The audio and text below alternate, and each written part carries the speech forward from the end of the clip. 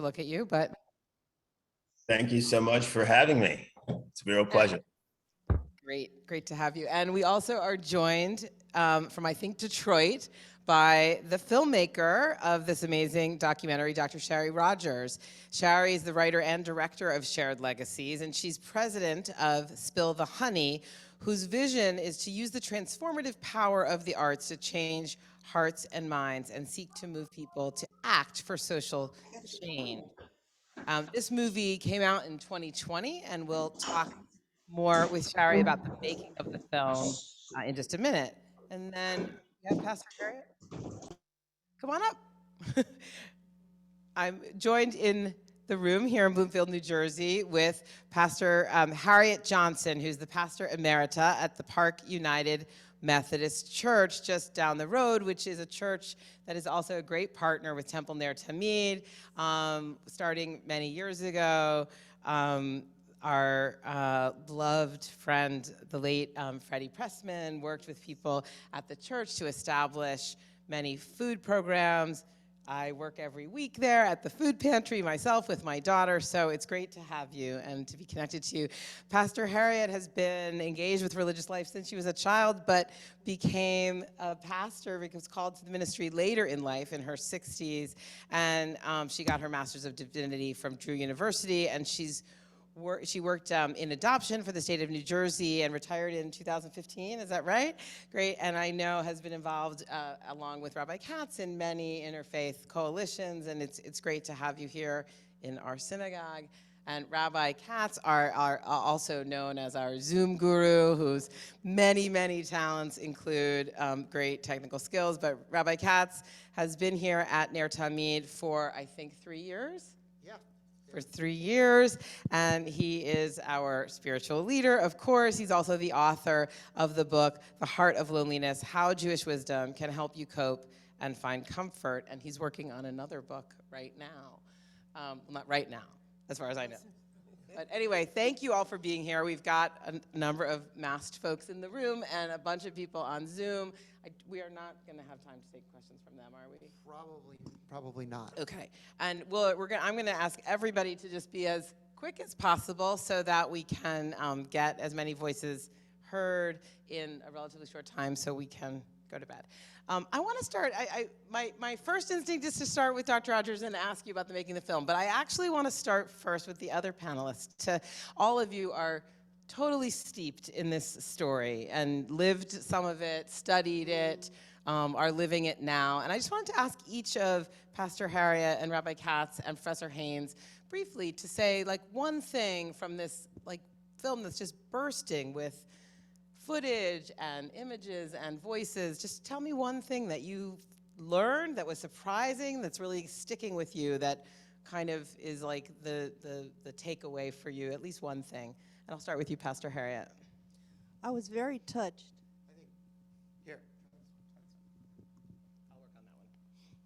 I was very touched by the visit to Germany, to the camp.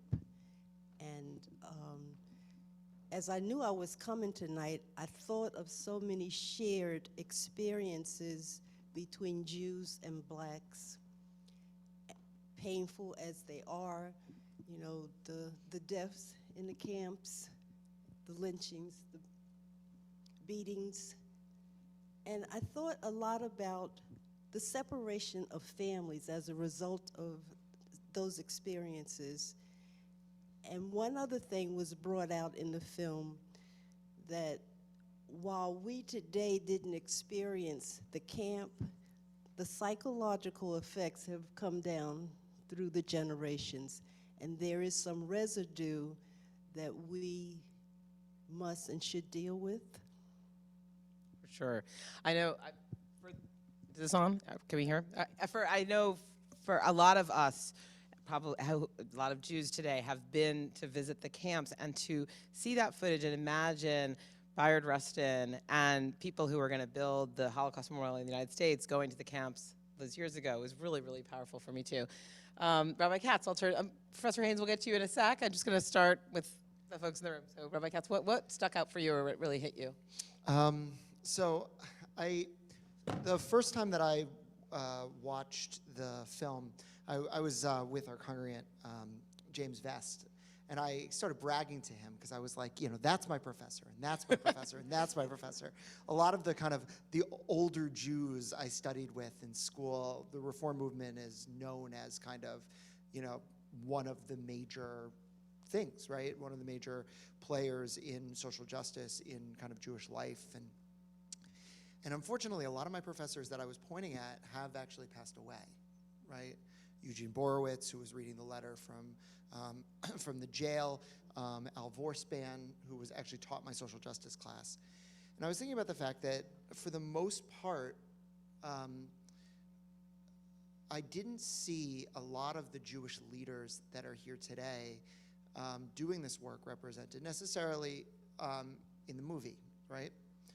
And I don't think,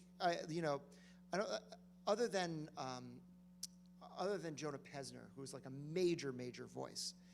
And I think that, it brought home the fact that the real giants of this work, the ones who have been really successful, are of a previous generation. And as much as there are great Jewish organizations out there doing this work, Trua being one of them, right? And any number of others. I feel like we have miles to go before we can step into the shoes of these people who came before us. And there's a lot of work still to do. And it was brought home by the voices that were in the film. Even like Susanna Heschel and the daughter of Rabbi Prince are also of an older generation than you. I mean, definitely. Jonah Pesner is even an older generation than I am. Yes, he's more my age. So Professor Haynes, I'll turn to you and ask you again, a scholar of this period and of this relationship. So just one or two things that stuck out for you from this film. Well, first, let me say I completely agree with what Rabbi Katz just said. And I guess it connects to what I found most provocative in some ways, I guess, is the 16 rabbis who went down to support Dr. King. I've seen a million documentaries on the civil rights movement, and very rarely are they mentioned as a group. And so that whole relationship between Dr. King and Rabbi Heschel and how close they were and the way they connected on a sort of spiritual journey, all of that was really very interesting to me. Yeah, I'd say I feel like the kind of, it's almost a cliche to talk about Rabbi Heschel and Dr. King walking across the bridge, and this movie dimensionalized that in so many ways by bringing forward so many other rabbis and other Black leaders and Black pastors who also had those relationships. I'll just mention a couple other things that stood out for me. I mean, I definitely did not know that Martin Luther King had written about Soviet Jewry in the 1960s, and I also thought the later stuff about the connection to Soviet Jewry was really, really interesting. And I also thought that detail about the freedom caps, the people wearing skull caps and asking to bring that. And throughout the film, and I'll turn to Dr. Rogers in just a second, the connection of the African American liberation movement and story to the Exodus story in the Old Testament, and the ways in which that was underscored throughout the film was really powerful to me. So Dr. Rogers, I wanted to ask you, fundamentally, why did you make this film, and why now? I think there are hints to that in the opening and in the ending chapter. I know the film came out in 2020. I imagine it was many years of work, but I'm interested in kind of what made you decide, and when you did, that this was a film that needed to be made after, as Professor Haynes said, many other documentaries that explore the same period. Thank you very much. It's an honor to be a part of this esteemed group. And with each panel, I think it becomes an educational platform that I hope that we can all use, because each one of you have important voices. So thank you. I think the main reason why I felt compelled to do this film was because of Dr. Clarence B. Jones. I had met him at the Charles Wright Museum in Detroit, and he was chosen by Claiborne Carson at Stanford University, who was given Dr. King's papers by Coretta Scott King to create a Martin Luther King Center at Stanford University. And Claiborne Carson chose Clarence Jones to be sort of the inside thinker of how Dr. King thought, because he was one of his legal advisors and speechwriters. And so Claiborne Carson understood the importance of Clarence Jones in terms of the Martin Luther King Center at Stanford. So when I met him in Detroit, and he had recently written a book called What Would Martin Say?, which he had the right to write that book since he contributed to many of his speeches, he personally was asked by Dr. Martin Luther King to make sure that if the younger generation, I don't know exactly how he put it, didn't know the 24/7 commitment of the Jews to their struggle, that he would be the one to remind them of that contribution. So fast forward, after I met him, we developed a friendship, and it happened to be when President Obama was president, and it was the 50th anniversary of the Selma to Montgomery March. And so Clarence had just met with President Obama in his office, and he said, Clarence, I'm sure you're going to be there, and all of Congress was there, and Joanna Jackson, that you see in the beginning of the film, which is now a museum in Selma, had called Dr. Susanna Heschel to come down to Selma and offer her to stay at her home because her father had stayed at her home prior to the 3rd March, and she designated a part of her home, which is a museum in Selma, to her father. So Clarence and I both thought that this would be the right time to start filming the personal recollections of the witnesses to this coalition. While Selma represented so much, especially you can imagine the emotions with a Black president speaking on a bridge named after the Ku Klux Klan. And having a Republican president and President Obama standing there together, it was like an issue that America could all get behind.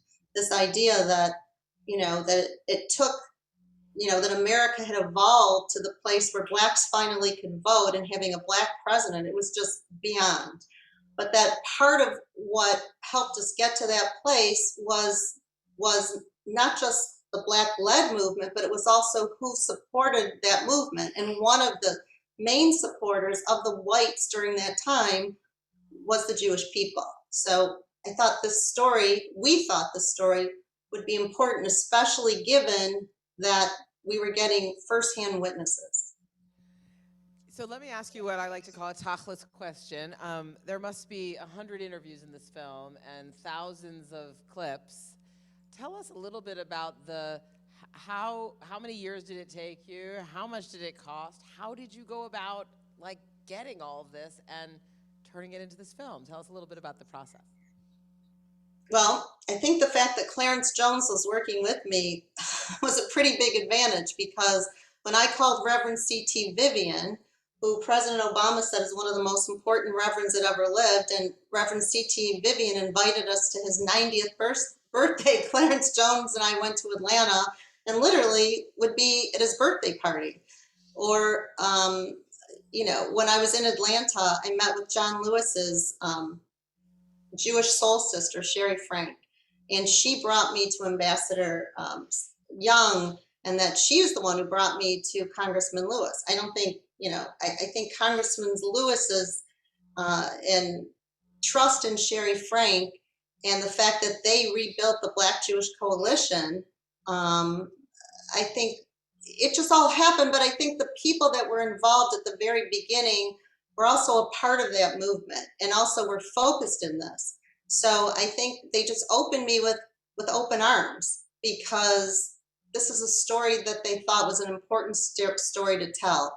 I'll give you a perfect example. I'm from Detroit, and Congresswoman Brenda Lawrence, who actually, before Congressman John Lewis died, co-founded a Black Jewish caucus, because there was temples being attacked, there were churches being attacked.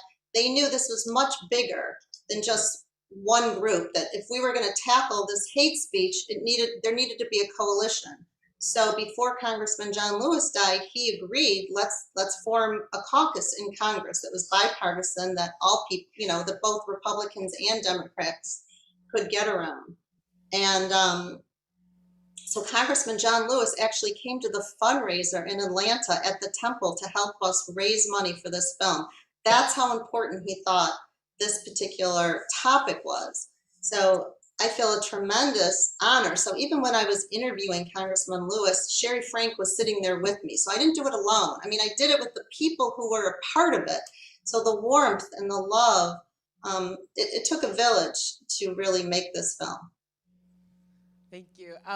So one of the last chapters in the film is called The Alliance Shattered. And Professor Haynes, I want you to help us kind of bring this to our present day. I mean, there's a very powerful bit in the film with Rabbi Talvi talking about Ferguson and the ways in which the, Ferguson is Palestine signs and other things and very direct challenges to her began, or I think exposed, what has really grown into something that's really plaguing our progressive Jewish communities now, and was revived again this spring during the Israel-Gaza war, when there was a lot of tension around Jews and Zionism in kind of the Black Lives Matter and adjacent movements, and the ways in which Palestinian rights is connected to the Black Lives Matter movement. And I guess I just want to, one of the things that struck me looking at the film, watching the film today, especially for the second time, after really talking about this so much over the last year, was how much in the early days of the alliance, and even through the 60s, there was a sense of it wasn't that long ago that either the Holocaust itself or that discrimination against Jews in America had happened. And I was thinking about the growing gulf in economic status and power between the two communities, how different things are like today from the 60s and before. But I just invite you to talk to us a little bit about what you're seeing now, and you never hear African American leaders talk about Jews the way the African American leaders in this film do. Very rarely. You posed the question, and I think you already partially answered your question.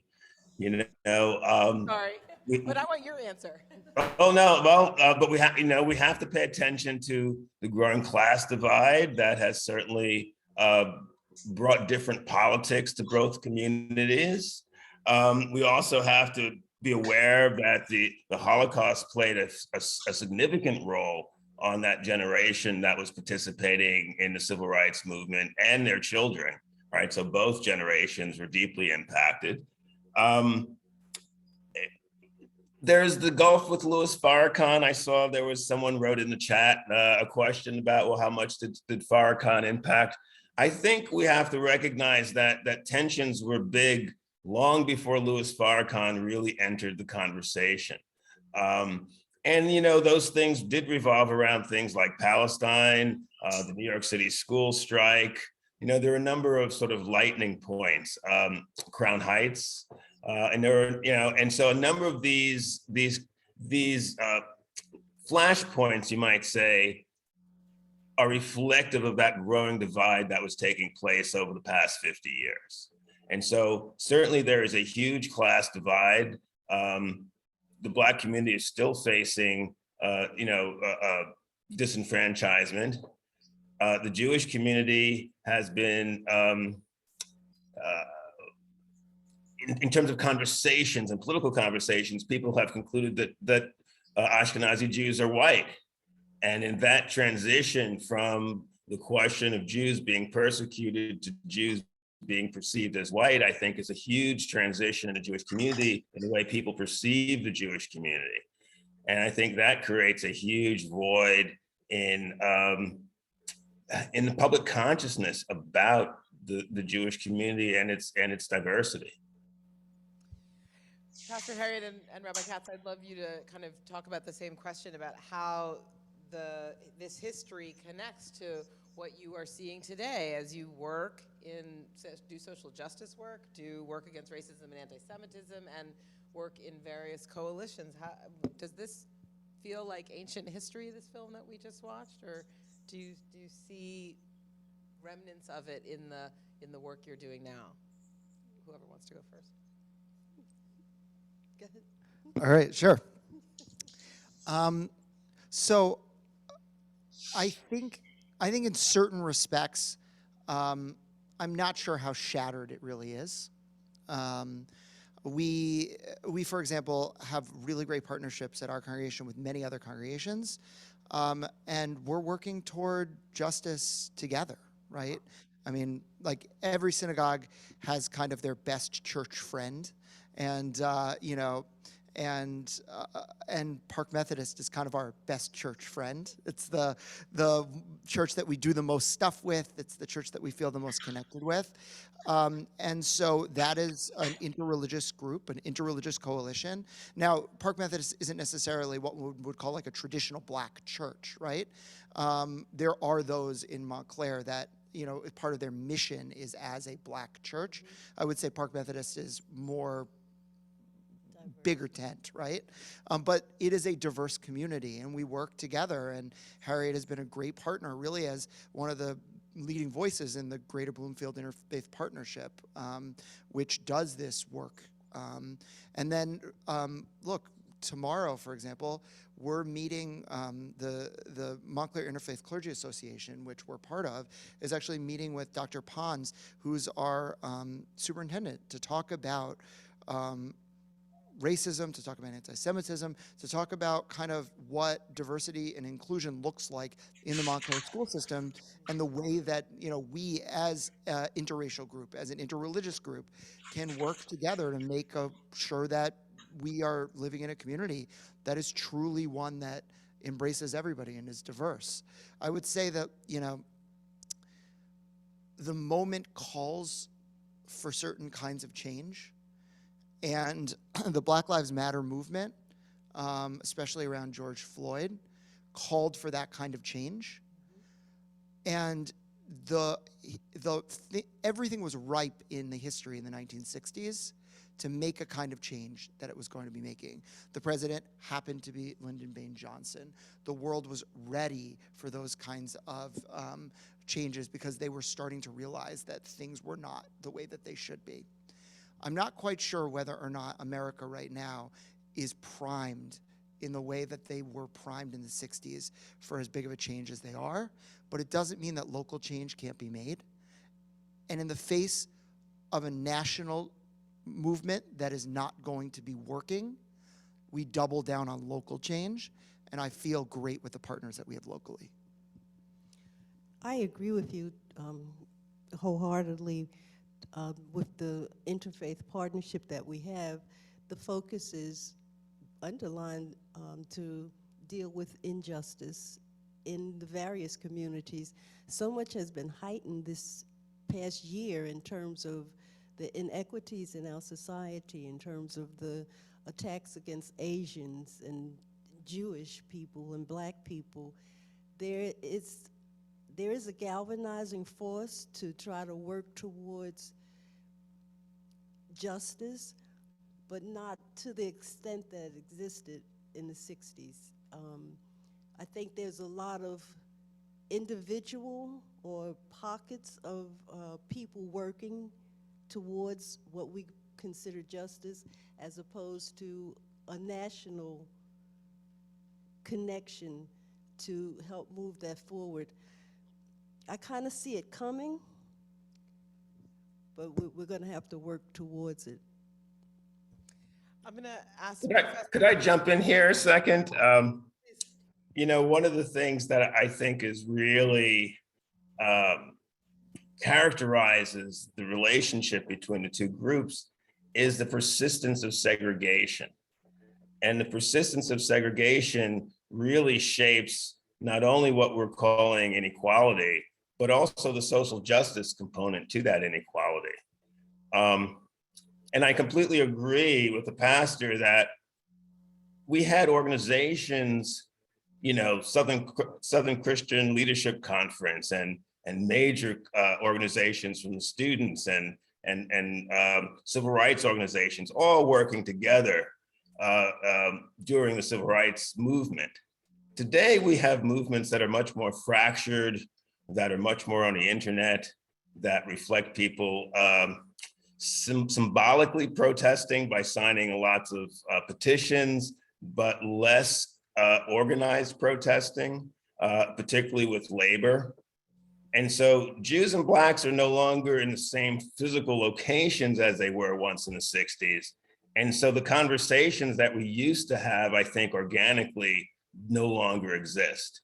So I believe if we want to create them, particularly in the context of ongoing segregation, we have to create infrastructure that will allow the bridging of these communities in a much more fruitful way. And it must go beyond conversation towards action, because I think that's where our young people are focused these days. Yeah, thank you for that. That was a great insight and sort of jumped ahead of the question I was going to ask, and I think there's a little more for you to say possibly, and maybe Dr. Rogers, is if watching the film, you had such a clear, it seems so axiomatic for most of the African-American leaders to say that the Jewish leaders were their natural allies, whether it was the Jewish lawyers that were foundational in these organizations early on, or those rabbis that marched in the various marches and got arrested, or the students. It seemed like obvious, and they were so close, as you said, because they were in those same spaces. And I think a lot of white Jews today and in this congregation think of ourselves as natural allies to the civil rights struggle, to the struggle for racial justice. But I wonder, I'm not sure whether modern to contemporary Black leaders see Jews as their natural allies or the obvious allies. Maybe it's because those structures don't exist anymore. I wonder what you see. I mean, Shari, how you see what the interviews you did versus the people you see in public life today. Well, I think we're fortunate because Jews of color and Black Jews are sort of leading this conversation, or are more now centering the bridge between this conversation. And Robin Washington, who I know you know very well, is a Black Jew, and he brings up even historically Chuck McDew, who many people don't know, was one of the founders of SNCC before Congressman John Lewis. So I think Jews of color and Black Jews are very important in this conversation. And I think the thing that links us the most is this foundation of that we all understand how important it is for each person to feel valued. And as a community, the Jewish community historically understood what it was like going back to Moses, who was in a sense the first social justice warrior, who understood living in Egypt that other human beings shouldn't be slaves of other human beings. And so that foundation that gets driven home, through Passover and just our foundation, it's in our souls that it's not okay for other people to be valued in a less way. It might happen, but that's sort of understood. And the fact that in the 60s, Blacks had to hold up a sign saying that I am a man. When you think about that, it kind of takes us to today where Blacks are saying Black Lives Matter, that we still need that sign to remind people that every human being has a godly given soul in each of us. And maybe the Jews were and I think Rabbi Heschel understood this, and Dr. King. The Jews were maybe the beginning of understanding the idea that every human being has value, but it's Blacks in America, because of the color of their skin that sometimes get devalued, are the ones who are continuing this important message that every human being has value.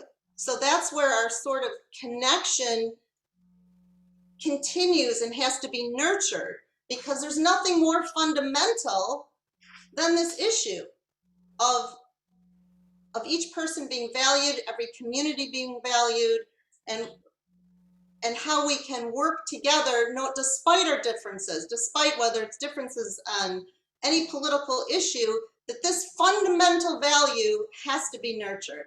And that's why I think John Lewis agreed to have a Black Jewish caucus, because he understood no matter how many things he disagreed with on so many different things, this fight for human dignity was worth the fight. What one thing I might add to what Shari just said, and it comes through in the movie, is how important the religious connection was between the leadership of the movement. And if we look at the trends today, if we look at, for instance, the Pew Research Center's recent studies, we see that the Jewish community is bifurcating, becoming on one hand more secular, on the other hand more traditional and orthodox. And so the vast majority of American Jews are becoming towards secular.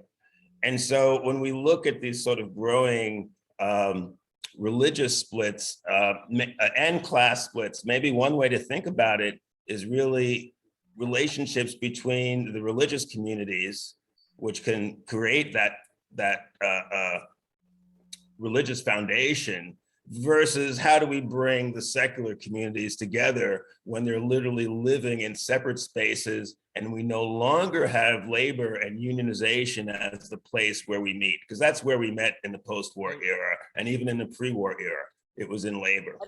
And that change that you just talked about from the Pew Research study about Jews is not paralleled in the African-American non-Jewish community, right? There's well, actually, I think it might be. I think these are broad trends amongst Christians in general, in fact, of declining participation amongst young people. This is the secularization has been taking place, I think, for the past 30 or 40 years, and it's a consistent trend.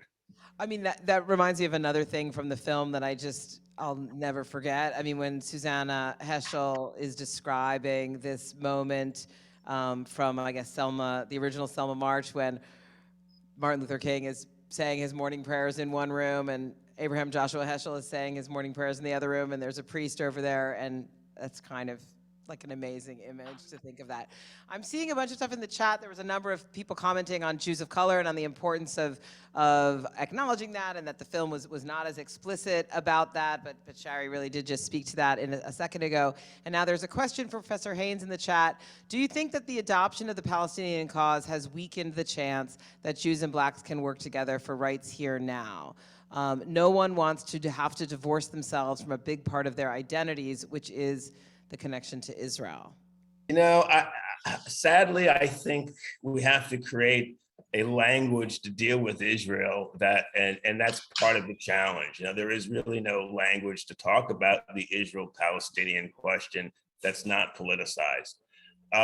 That being said, you know, I think for the Black community, there are so many pressing issues, economic issues, political issues, social issues, educational issues, that their concern isn't really with this issue per se. Their concern is with dealing with those immediate concerns. Where it's more, I think, the educated Jewish community that includes, Jews of color who are a natural bridge to look to have this conversation. I think in the past, we used to talk, oh, well, the Jewish community was over here, and the presumption is that Jews are white and Black communities over here. And I think what Shari brings up so importantly is that, well, no, 15% of the American Jewish community today is non-white. A good chunk of that, say 3 or 4%, is Black. And so right within the Jewish community is a strong presence and a resource for having this conversation.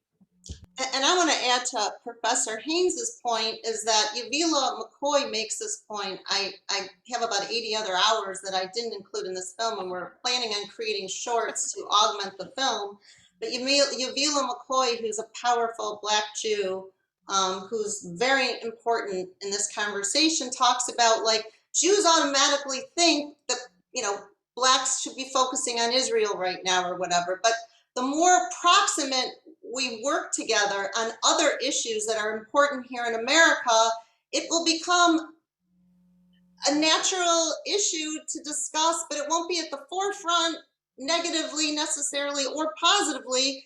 It's just this idea of being proximate, and we can't expect another community who has other issues right now to have that at the forefront. But the more we're working together, then we care about each other's needs. So if Israel is, a part of our Jewish identity, it will become a natural, compassionate, empathy part of the conversation, but we just need to work together and be more proximate.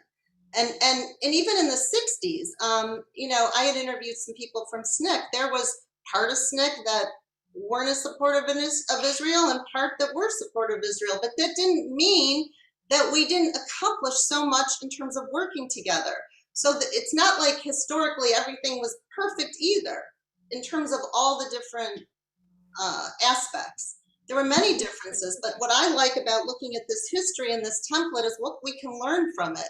And there's so much we can gain by being proximate and working together that despite our differences, we can accomplish a lot. And that's what we have to bring forward today, and not let our differences stop us from working on important issues that affect all of our lives. Because if the person next to us isn't dignified and doesn't feel valued, or another community and that lives down the street from us or 30 miles from us doesn't feel valued, it should affect us. So that we need to live in it around people and create ways that people feel dignified. And And I'd then like all to the add, other will come. I'm sorry. no, I want to add to that. We really need an educational thrust to deal with that. This current generation doesn't necessarily connect to each other. And so I think the Jewish community needs to learn more about racism, and that's certainly something that's been taking place over the past year or two. And also, I think that the Black American community also needs to learn more about the Holocaust. And right now, our educational system is failing miserably at that. And so if Blacks perceive Jews as white, successful people, then the notion of an alliance is wanting. And so that's part of the challenge, I think, is bringing the conversation back about the history of Jewish persecution and raising questions about the whiteness of Jews, which is, of course, that very uncomfortable question for many people. And the only thing I want to add, last thing, and I'm not going to, is this idea of Heschel and King. Congressman John Lewis at the end of our film says, if they were alive today, they'd be pulling together for those generations unborn. And he doesn't mean those two. He means the idea of stepping into each other's shoes. We need more of this idea of being compassionate for each other's histories, for each other's experiences. That's what I think he meant. Rabbi Katz, I know some of you on Zoom are on your couches and in your pajamas, but the folks in the room I know it's also like past many of our bedtimes. So I'm gonna wrap it up. I'm gonna ask Pastor Harriet and Rabbi Katz for a last word, and then maybe we'll go back to Dr. Rogers for just a final word at the end. Well, I'm glad that we're having this dialogue. And just to piggyback, there are so many similarities between Blacks and Jews in terms of enslavement, treatment, once again, separation of families, being subject of medical studies in the camps and here in America. I'm glad this conversation is being held, and it needs to continue. What was pointed out by Dr. Rogers is we may each have a different agenda, but we can still work together. What's number one on your agenda may be number 5 on mine, but it doesn't mean that we can't work together to bring to fruition the goals that we have for the things that are on our agenda. So I'm just thankful that we had this opportunity to see this film. I mean, it was just so much in there, and to have a brief discussion. Thank you for being with us.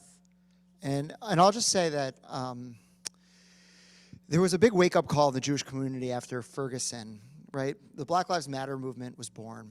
And in that first platform of the Black Lives Matter movement was that line speaking to the question about Israel-Palestine, about Israel being a genocidal nation, right? And I found that in the Jewish community, there were 2 responses to it. There were those who said, well, this was fun while it lasted, but if this is going to be the rhetoric, I'm not going to be involved. And then there was the other response, which actually was the response of the congregation that I was a part of as the assistant rabbi at the time, where we as a congregation basically said, like, this is actually a wake-up call, right? The reason that this was said was because we don't have actually relationships with the Black Lives Matter movement, and we should be in the room. And so a huge group of rabbis in New York City, a lot of my mentors, suddenly started forming relationships with African-American leaders, with the Black Lives Matter movement.